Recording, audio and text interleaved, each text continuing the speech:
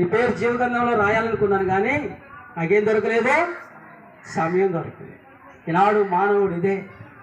కాబట్టి అన్ని busy life అయిపోయింది, అన్నిటికీ సమయం ఉంది కానీ దేవుని మందిరానికి వెళ్ళడానికి సమయం రాదు, ప్రార్థన చేసుకోవడానికి సమయం లేదు, దేవుని ఆరాధించడానికి సమయం లేదు, దేవుని ఇంటికి రావడానికి సమయం లేదు.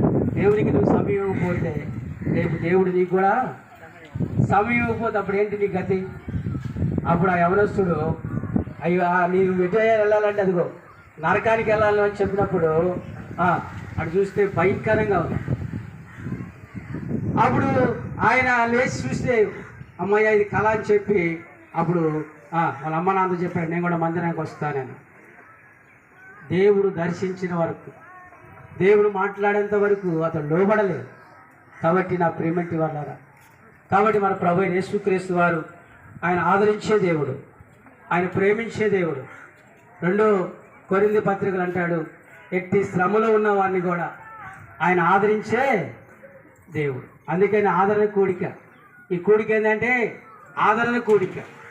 ఎట్టి శ్రమలో ఉన్న వారిని కూడా, బాధలో ఉన్న వారిని కూడా, ఇబ్బందుల్లో ఉన్న వారిని కూడా ఆదరణ.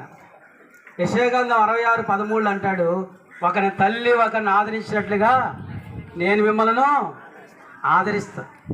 ఎక్కడ ఆదరిస్తాడంటే దేవుని మందిరములో, దేవుని ఇంటిలో, దేవుని సంఘముతో, సేవకులతో దేవుడు ఆదరించేవాడు, ఆయన ధైర్యపరిచేవాడు.